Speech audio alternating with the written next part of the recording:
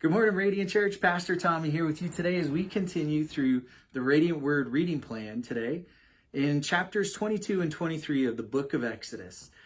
Today, though, I'm just going to talk to you about chapter 23, verses 27 through 30. To me, I love these chapters because it really shows God's perfect plan is not always what we think timing-wise it should be, but it's the perfect timing because it's God's timing.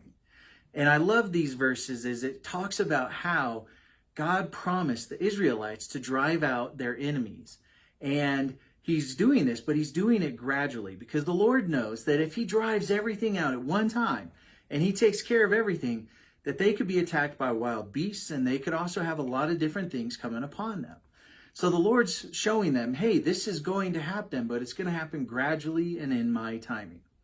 Now think about this. The Israelites, they've been sitting here wandering through the desert, wondering when this promised land is going to come. And now they're being told it's on the way. You're going to be delivered to the promised land, but it's going to come gradually. So the Israelites, obviously, they were a little upset because they could taste it. They could see that freedom. They could see that promised land. They could almost reach out and touch it, but they would never be able to enjoy the land and thrive for generations to come if they did it in their timing. Now, just as the Israelites desired a permanent home immediately, we often want solutions immediately as well. We maybe want that new job. We want to get married or have children right now. Or we want that healing right now. And especially, we want to see change right now. But often, our immediate solution is like planting a crop in January.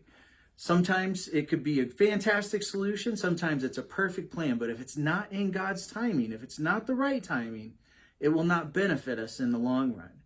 So as we see these things, as we know that things can change, as we know God could be in the middle of everything that we do, we may want it to happen now, but God's timing is perfect than what we expect. So just remember that as you're reading through Exodus 22 and 23 today, really get deep into prayer and ask God, what is he wanting you to have as a blessing from him or as a promise that he's promised to you that you've got to wait for? And just sit there and pray for that strength and courage and endurance to continue to walk in faith. Radiant Church, I love you and see you next week.